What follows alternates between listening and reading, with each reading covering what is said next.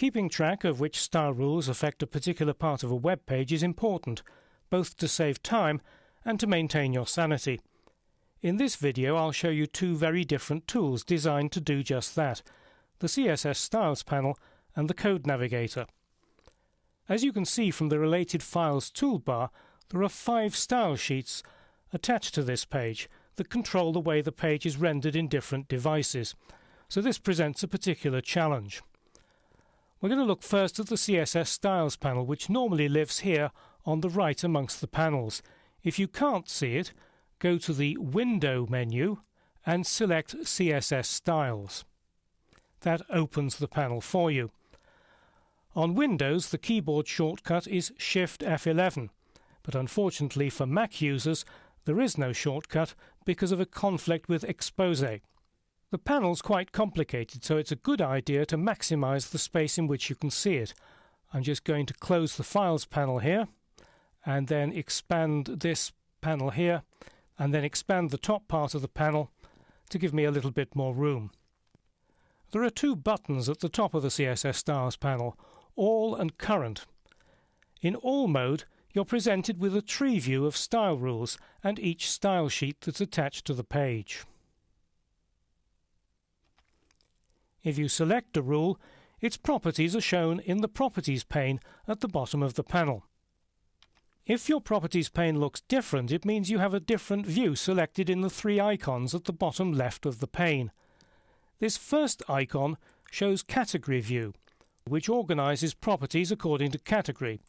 We've got font, background, block, border, box, etc. The second icon shows List View.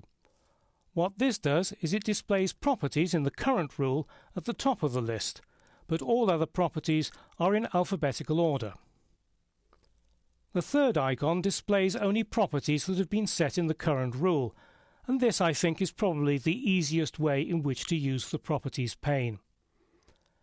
And if you select different rules, you see the different properties that have been set in each one. It's important to note that the properties are listed here in alphabetical order. They're not in the same order that you will see them in the style sheet. However, the rules in the tree menu here, they are in the same order that they are in the style sheet. To add a property to a particular rule, just click the Add Property link here. It opens a menu where you can select any of the CSS properties. I'm going to select Text Decoration, and then on the right-hand side click again and open a menu of the available values. I'm going to select Line Through, and as you can see, it's put a line through the heading at the top of the page. A useful feature of the Properties pane is the ability to temporarily disable a particular style rule. If you hover your cursor over the left side of the property, you'll see that there's a little icon which says Disable CSS Property. Click that and it disables it.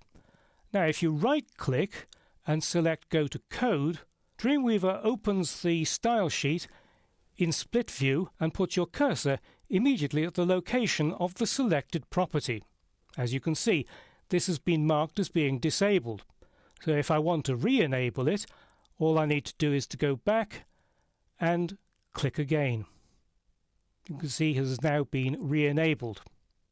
I don't want a line through my heading, so I'm going to disable it again, and then right-click, and I can select from the context menu either Enable All Disabled in Selected Rule or Delete All Disabled in Selected Rule. Well, I want to delete this one, so I'll just choose that. The icons down at the bottom right of the CSS Styles panel allow you to attach a style sheet, create a new CSS rule, edit an existing rule, or use this trash can icon here to delete a CSS rule. If you want to change the order of your style rules, you can do so through the CSS Styles panel by selecting a rule and just dragging and dropping it within the CSS Styles panel.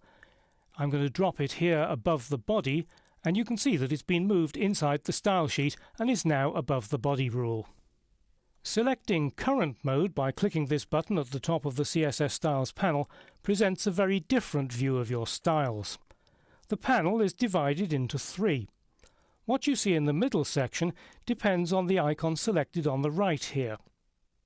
If the left icon is selected, the middle panel tells you where the currently selected property is defined. Now you can see that it says that no property is currently selected. So let's just put the cursor somewhere in Design View. It now shows me that padding right is defined in the rule Hero H2 in Tablet CSS. So this is a very powerful way of finding out where a particular style rule is being defined. Selecting the icon on the right displays the full cascade of rules for the current selection.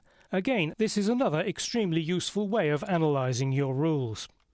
At the top here you have a summary for the current selection, then you have the cascade in the middle and the properties that have been set in the Properties pane at the bottom. Changing the position of the cursor or the selection in Design View changes what you see in the CSS Styles panel, giving you a very detailed view of the styles wherever you are in your web page. Notice this icon that looks like a sailing ship's wheel.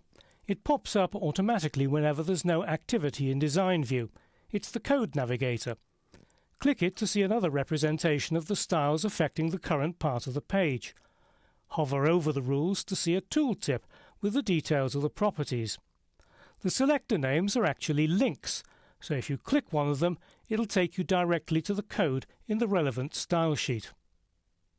As you can see, we've now moved directly to the nav rule here in split view.